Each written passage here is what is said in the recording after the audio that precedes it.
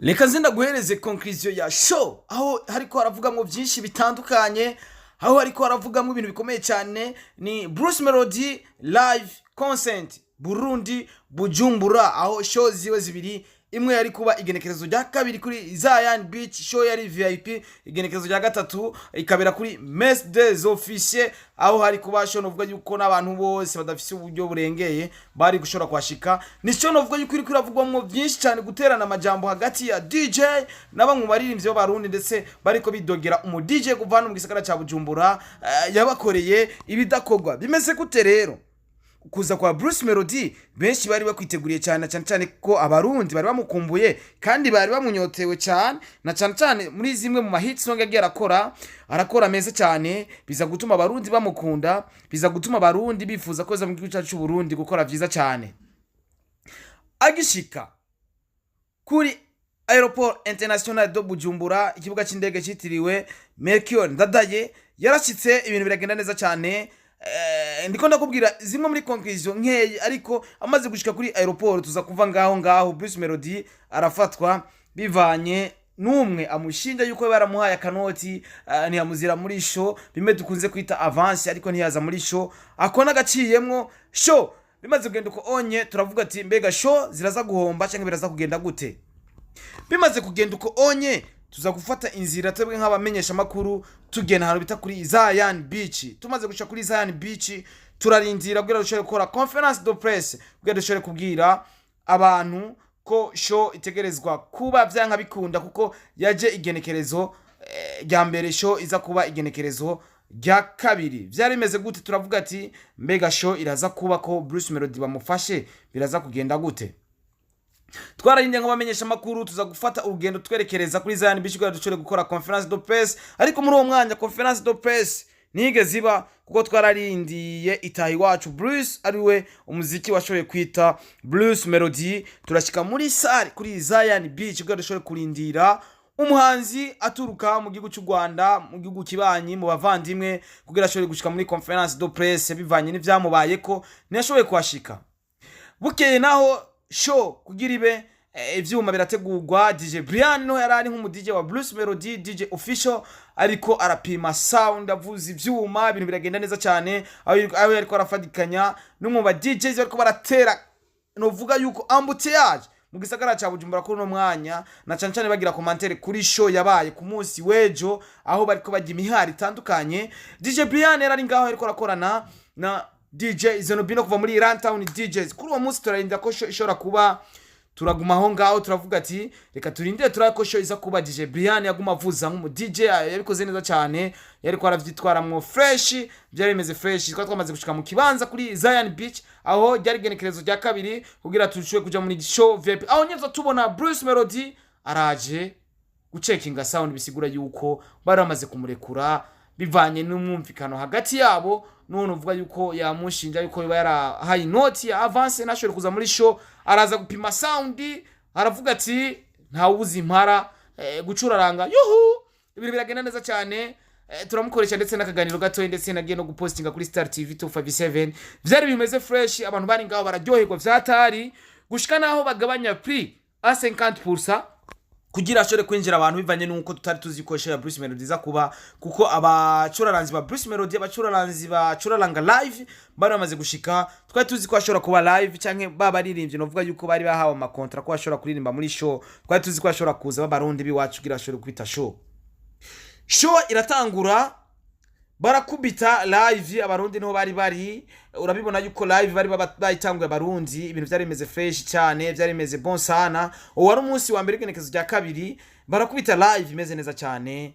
MC yari Kigingi umurundi wacu, ndetse na Michael Senganji umurundi wacu bose, byari bimeze neza cyane, byari bimeze fresh.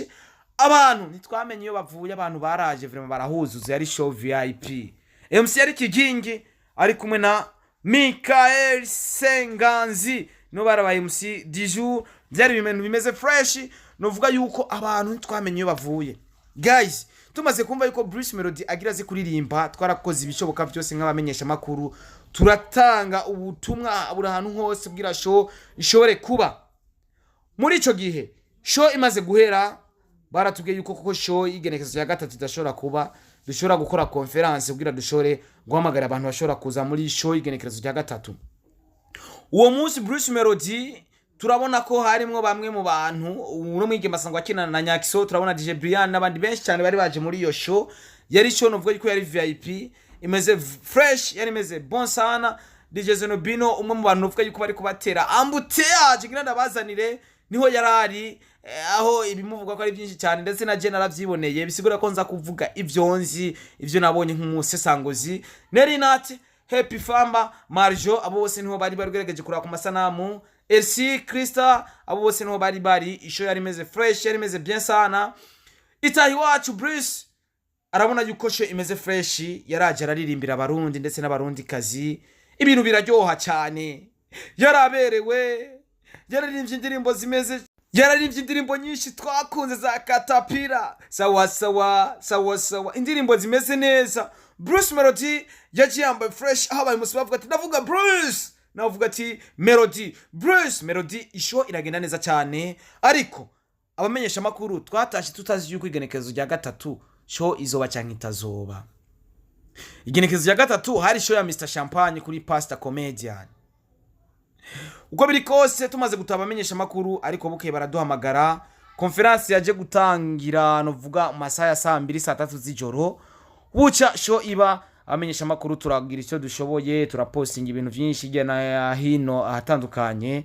Bukeye show igenekerezo rya kane turaza, ariko ikintu cyagiye kututangaza tumaze gushika ku miryango, tukiri muhira kwanza batubwiye ati nta bamenyesha makuru bazana amakamera, ariko urabona ko bayipostinze ari benshi, ngo Akeza yaguza ama image, twe twakoze promotion ya show, Akeza ngo baguza ama image.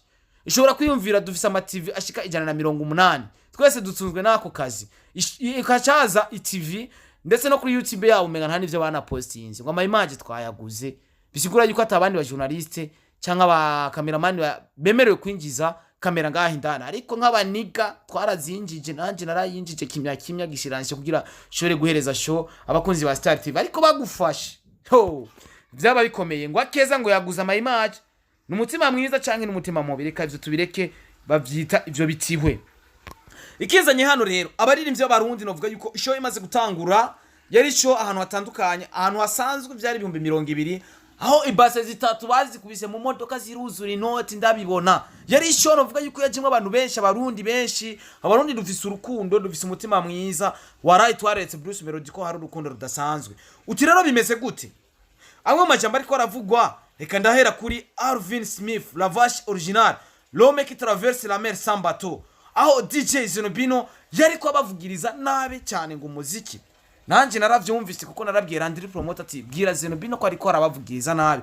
Evrare bisange yarambwiye ati genda umushikire Landry promoter, DJ Zenobino ariko avugiriza abaririmbyi bahani wacu nabi. Turahera kuri la vache originale, l'homme qui traverse la mer sans bateau. Reka ndakuzanire amwe mu majambo yavuze. ALVIN yavuze amajambo akurikira na status yo bivanye n'abantu dukurikira na status wo n'umubabaro mwinshi cyane.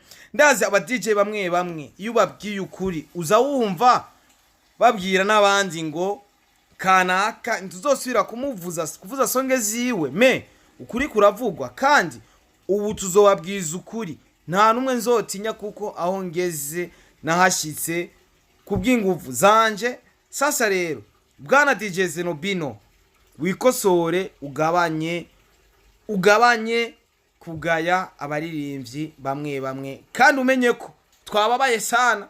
Biboneka ko AlvinSmith yababaye sana vya danger bivanye nuko DJ Zenobino ariko aravuza nabi sana guys. Ariko uko biri kose dukomeza kwihanganira ibiba bibaye byose, tukavuga ati nta kibazo. Yarababaye sana vya danger AlvinSmith. Iyo ni status ya AlvinSmith, ni mugena harakuzana izindi status. Ayandi majambo mu yandi ariko aravugwa, yanditse yandi majambo akurikira AlvinSmith la vache originale, na yandi majambo yamubabaje nk'umuririmbyi. Amajambo novuga yuko iyindi status AlvinSmith novuga yuko ya posted yavuze ati kandi wagize Imana ko ntagihara. Alvin turazi ko ari umuharaje, nashaka kugutuka hajya nyene menaciye mbona ko management ya Bruce Melody yo kwibaza ko nshaka kubicira show. My friend, sashe ke watugiriye nabi kandi sana, watuvugirije fo sana, uwo ni AlvinSmith la vache originale l'homme qui traverse la mer sans bateau. Reka ndakuzanire status ya D1 nayo novuga yuko amwe mu majambo yanditse ndaza kukuzanira ni ya Kirikou akiri aho ubona na Elepro yateye afata screenshot ya ALVIN ndetse ni ya D1 nawe nashira kuri status bisigura yuko nawe ne yababaye. Uko biri kose abari muri iyo show bari benshi cyane. D1 we yishiriye ko ati DJ Zenobino acashira ko nutu emoji two kwifata ku mutwe timbara yaje watuvugije nabi watugiriye nabi cyane. Uwo ni D1 Mr Umunyuka kandi bose bavuka mu Kayanza mu ntara ya Kayanza. Elepro D1 ndetse na DJ Zenobino bose n'abanyakayanza. Hari uwundi muririmbyi Thompson nawe ni yaririmbye. Thompson nawe ni yabikoze neza cyane iyo batazi gutambaho bamugumiriza nk'umuziki wo wakitambira nyene agatamba ariko kumuvugiriza nabi nawe ni kuri Thompson twarabibonye. Yindi stati nyiranda kuzanire ni stati ya Kirikou. Stati ya Kirikou nayo iravuga gute mu gihe ha performance abarundi Kirikou, Double J, Dramati, D1, Elepro, Thompson abo ni bamwe mu bantu maririmbye novuga yuko ba performance b'abarundi. Reka ndakuzanire status ya Kirikou nayo. Kirikou nawe byanse kumugumamwo kubijanye n'iyo show n'ukuntu DJ Zenobino ariko aravuza kuva muri Lantown DJs. Yani chati DJ Zenobino urarenze utabibona aje kwivuza amaso. Bisigura yuko na Kirikou yavuze ati utabonye ibyo DJ Zenobino yakoze arahumya amaso. Bisigura yuko ivyabaye no kuri kwimana ni muri umurundi bamwe babati DJ Zenobino nibaza ko yazanywe n'abanyarwanda kuko ugerageje kuraba iyo hagiraza umuririmbyi wo mu Rwanda nka Bruce Melody yaratamba ku buryo arusha performance ashaka no kurusha performance abaririmbyi b'abarundi. Waye bamwe bakavuga ati DJ fasha abaririmbyi bose cyane bari kwidoga. Bamwe bakavuga ati abaririmbyi b'ubwa mbere novuga yuko yagize icyo abafasha duhere kuri Dramati yari cyo yamufashije na cyane mu agiye kuri stage aramufasha kuririmba kandi yamuvugiriza neza cyane. Na Trezo and the Rap Boy arabavugiriza neza cyane ariko kubandi suko vyari bimeze. Hari habuze iki nka DJ Zenobino ni mugiye abaririmbyi babaye sana hajya anya habahaje abanyamahanga. Icyo gisigaye nuko tubereka umuziki mwiza tukabereka yuko dushoboye tukabereka yuko umuziki umeze fresh. Ariko stati z'abaririmbyi bahani wacu bariko bara performinga ngaho muri iyo show ya Bruce Melody live in Bujumbura yababaje benshi cyane. Reka mvuga ati ngaruka ku performance ya Kirikou akina Double J ni bamwe mu baririmbyi novuga yuko bakunzwe cyane mu gisagara cya Bujumbura. Bamwe mu baririmbyi bakoze amateka ibisusu bikundira ibisusu indirimbo ziryoshe cyane ndetse bagiye bararirimbana. Nzoduga indirimbo yararirimbwe, ibisusu indirimbo iraririmba n'izindi ndirimbo zitandukanye zararirimbwa kuri stage. Kirikou akira ari kubona Double J novuga yuko wakije umuriro bishika naho Kirikou avuga ati nitwe dusigaye twakira abanyamahanga, nitwe dusigaye twakira baki abashitsi. Ayandi amajambo amwe mu majambo novuga yavugiye ngaho kuri stage ni Double J yavuze ati turabaha igikorwa na Bruce Melody. Novuga yuko igikorwa hagati ya Bruce Melody ndetse na Double J ni indirimbo igirisoke novuga mu minsi mike cyane. Ni indirimbo tugiye kubona ahagaragara. Trezo na Rap Boy nabone baravyiganjejemo neza na cyane ko DJ Zenobino aragiye arabafasha ariko turibaza ati mbega kubereke yafasha abandi ntabafashe ni amacha kubira kuvuga ati bari ndabavuza abasinda bavuze. Novuga yuko abaririmbyi bakunze kwidogera aba DJ batandukanye. Bimeze gute hari habuze iki ko DJ Zenobino avugiriza neza abarundi biwacu amajambo ariko aravugwa kandi menshi cyane. Ariko Kirikou na Double J bareretse yuko abanyamahanga cyangwa abanyarwanda bavandimwe bacu ko bashoboye kandi bazi ku vibra stage ikajugumira. Dramati performance yiwe yari respect kabisa. Ibintu bimeze neza cyane kuri rya ndirimbo Madame Dramati zijya ndirimbo zose ni indirimbo novuga yuko zari zimeze fresh cyane mukurinda karere ni gute. Indirimbo novuga yuko Dramati Madame indirimbo novuga yuko ikunzwe cyane iri mu ba jeune b'abarundi ndetse bariko baravyitoramo neza cyane. Yari performance yari indirimbo imeze fresh abantu bakire fresh. Bruce Melody itayi wacu nawe araja kuri stage arakubita. Show yari imeze bien sana, yari imeze fresh. Keke kuva muri Ingo live band niho yarari n'abandi batandukanye. yari show ya mata n'ubukisho novuga yuko yarimwe abantu benshi cyane. Bruce Melody yari yambaye kara isa n'aba bantu bahariya yari yambaye impuzu novuga yuko zari zishonye kumwe niyo yari yambaye itariki zibiri aza kwambara impuzu ishonye cyo kimwe niyo yari yambaye itariki zine novuga yuko byari bitandukanye ku makala hamwe yari rouge guco onye ahandi yari kala ya vert vert uko biri kose katuvuga ati ibyabaye twifuza ko bizosubira kuba uwundi munsi yari show imeze fresh novuga yuko habaye réussite naho habaye ikibazo abanyarwanda bari ko baravyitabira neza hari aba journalist batandukanye bavuye mu gihugu cy'u Rwanda abarundi no bari twari turi ariko turakwiye gukunda ivy'iwacu tugakunda n'ivy'abanyamahanga canke abavandimwe bahonga mu gihugu cy'u Rwanda kubikunda dusanga tubikunda ntidukunda ngo umuziki ngo nuko ari mwiza ngo nuko ari mwiza turakunda umuziki mwiza ariko n'abavandimwe turabakunda kuko hari imiziki iwacu y'amahita ariko abantu badakunda abanyarwanda dukunda imiziki yabo kubera ko dufite umutima mwiza nabone nimba bakunda imiziki yacu